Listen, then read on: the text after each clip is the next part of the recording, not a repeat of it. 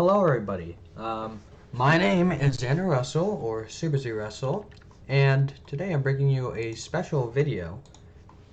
So, you want to learn how to make color bass, but you don't know, like, some of the ways on how to do it.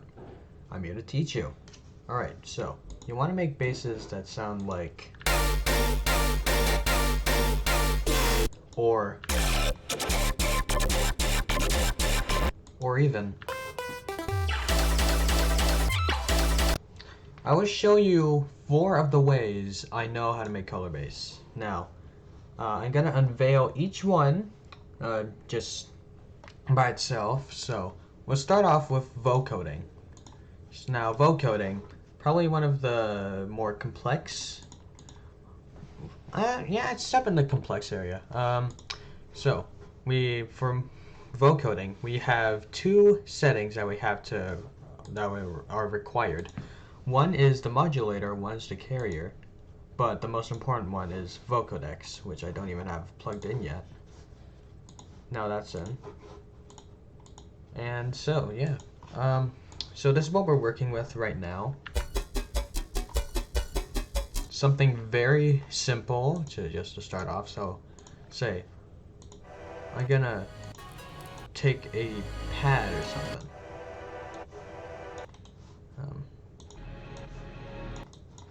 Let's use this one. I'll put that onto the carrier channel.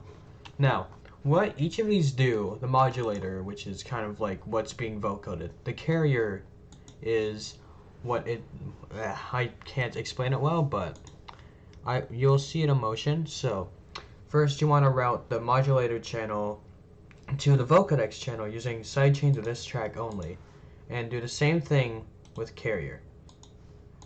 Then you go into Vocoding. Right now it has one of the channels activated, which is the modulator. It will sound like that because you don't have both of these playing, and also because we aren't routed here. So look up here, crank that to number 2, which will be here. There will be nothing there, obviously, but then...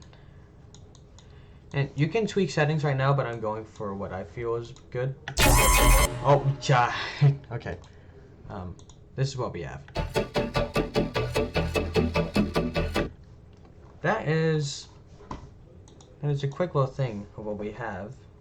And obviously you can do like a bunch of like post-processing and all, like OTT.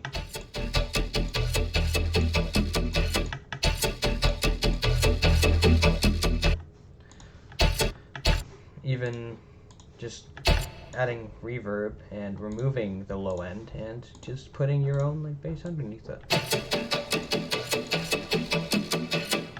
That's what it sounds like. It sounds very nice. And it sounds something like Modus. So. Okay, we're making a video, father.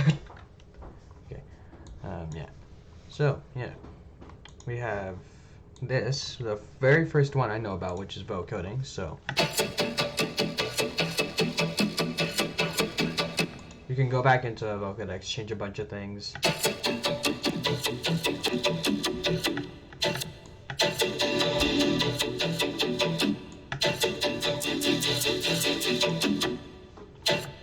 Alright, that's that.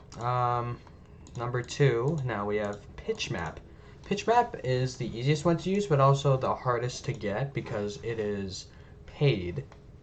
And it costs quite a bit, but I have a free trial of it. So this is the map layout. You've probably seen this from Virtual Riot, but yeah. So I'm gonna play the bass here. So we're just working with a Leotrix bass. So now, open up pitch map. I can't bring this like bigger, can I? No, it just zooms it out. Okay. So key transform down here. Since we are in A sharp, you kind of want to match that. Chromatic does not work well for me. I use pentatonic minor. Oh yeah, and here's the knob which makes all the magic happen. Purify. So just bring it up either all the way or in small increments. I like to stay around the 80s. Then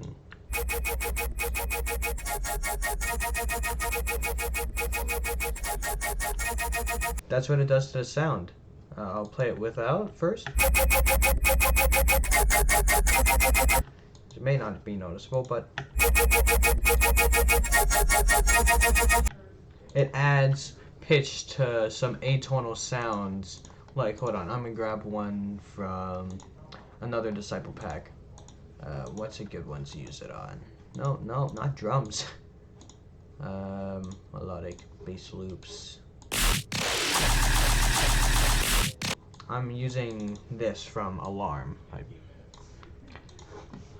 And now this is in D sharp. Now you can just change this whenever.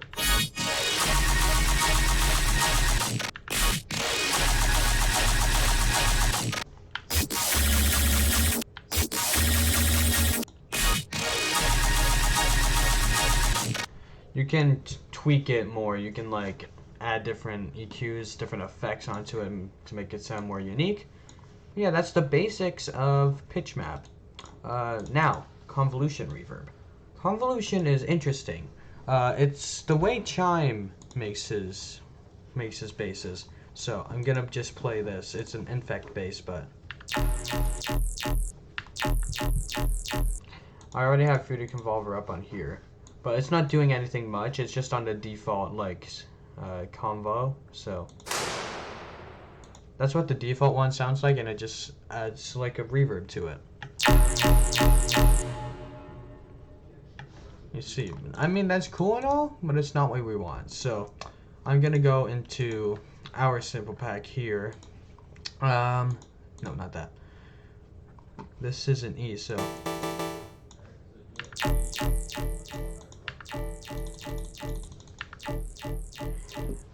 yeah, you can see it already has the melodic textures in there. OTT.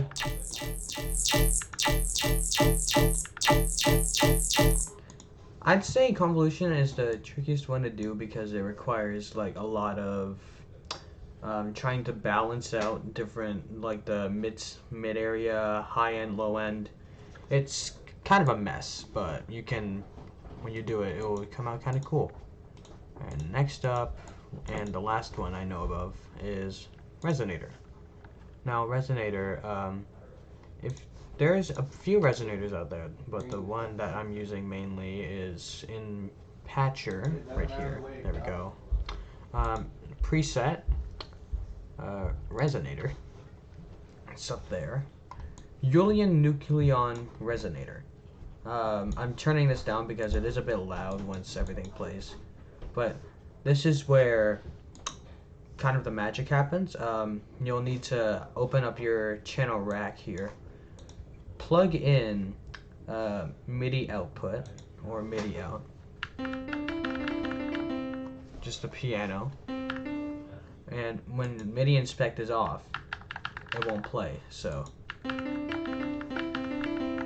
alright, now let's write some chords. So I'm gonna go here. Nope, I almost played a bass.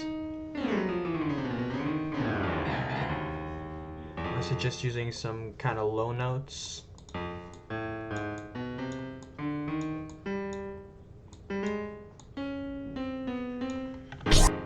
Okay, we have our chord. Now turn off MIDI inspect and just play it. It's not very noticeable.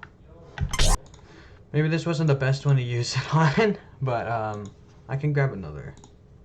No, not that. I'll use these. Why not? Bass loop.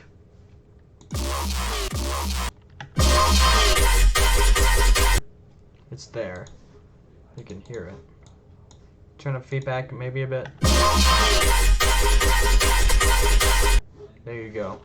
Turn off Patcher. That's what it sounds like without and with. It adds more tonality, but you like, again, you want to balance out everything, so.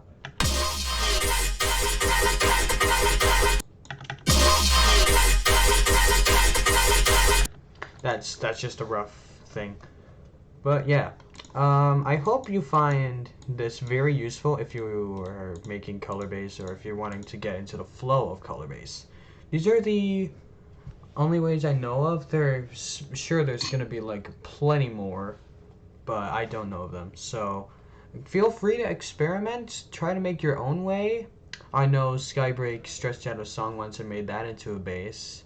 But yeah, thank you guys for watching. I hope you've learned something, and yeah, I'll see you all in the next one. This is Super Z Russell, signing out.